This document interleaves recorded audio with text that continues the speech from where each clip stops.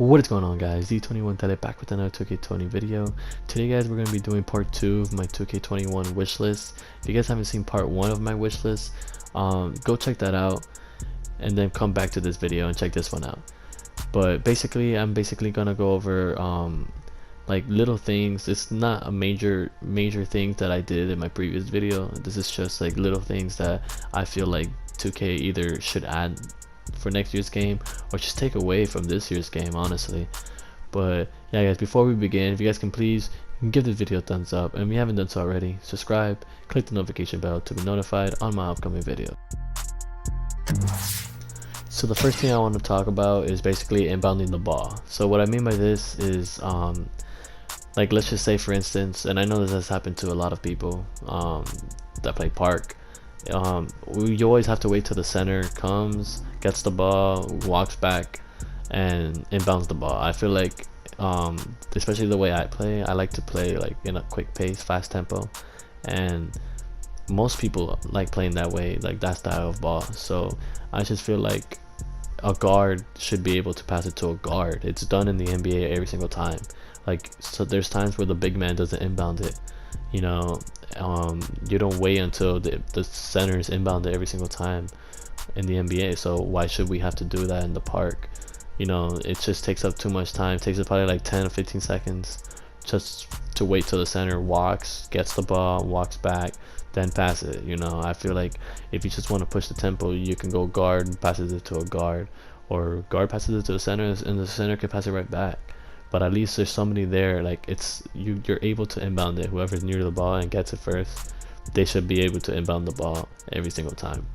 So I feel like they should just change that, because it's honestly just annoying. And like, again, like, it's not a big issue. Like, I'm not saying like 2K is ruined because of that, but it's just something that in real life it's done, and I don't see why like they can't just add like a little thing like that like into the game for next year to make it a little different.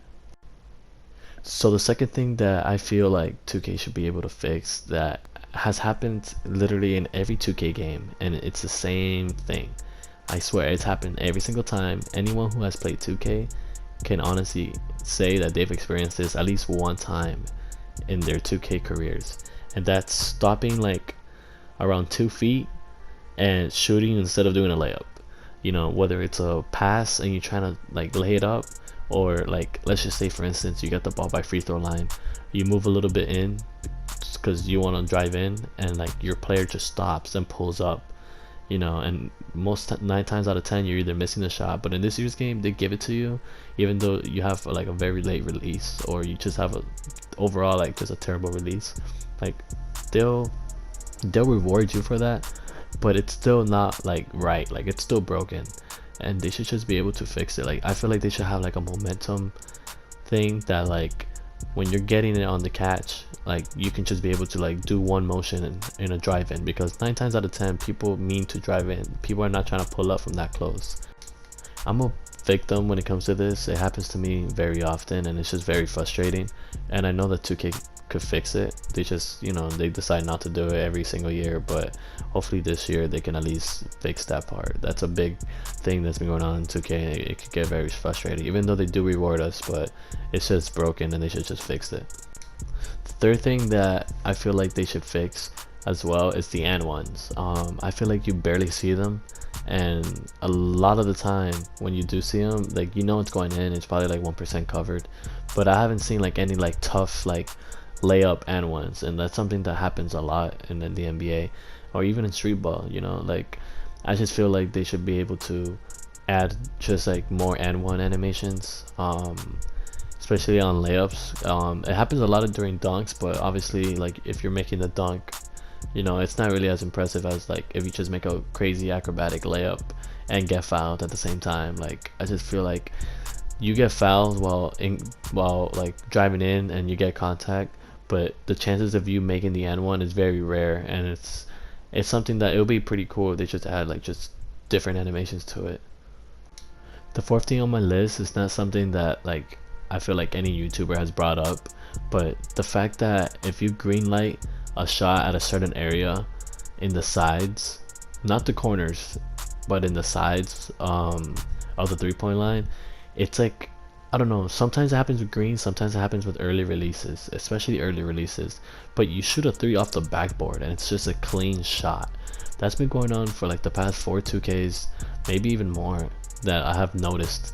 And it's just like it's super unrealistic how consistent you can do it. And it's, I don't know, I just don't feel like it's cool. Like I don't feel like it looks good. I'd rather just have it go through the net than just go off straight, like a line drive straight off the backboard.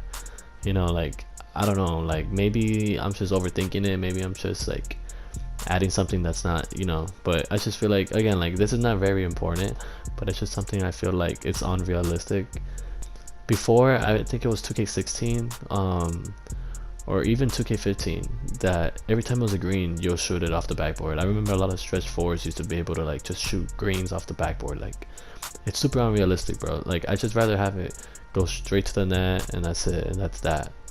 The last thing on my list is not really gameplay related. It's just like, I mean, I guess I can make it an honorable mention, but it's just something that they had last year and they took it out for some reason. And like I didn't really like the fact that they took it out because it took away a lot of fun from the game.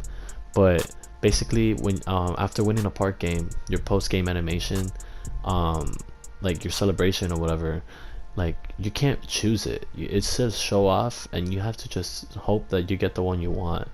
And on top of that, you celebrate in the middle of the court instead of being able to move. I remember you used to be able to move to like where teams get dropped off. You get to be able to move there and celebrate in front of their face and like do different funny dances and stuff like that. Like that was fun and that was cool. You know, like I don't think anyone wants to just go half court and just pick up animation that they spent like 250 VC, you know, to celebrate at a random situation. Like you can't even pick and choose which animation you want. Like I said before, this is just like a little minor thing that they can fix. I hope they really bring that back. That was pretty dope last year, and like in the previous years, you should, like, you would be able to do that. That is it for this video. Thank you guys for watching. If you guys haven't done so already, please subscribe to my channel. I'd really appreciate it, and I will see you in the next video. Peace.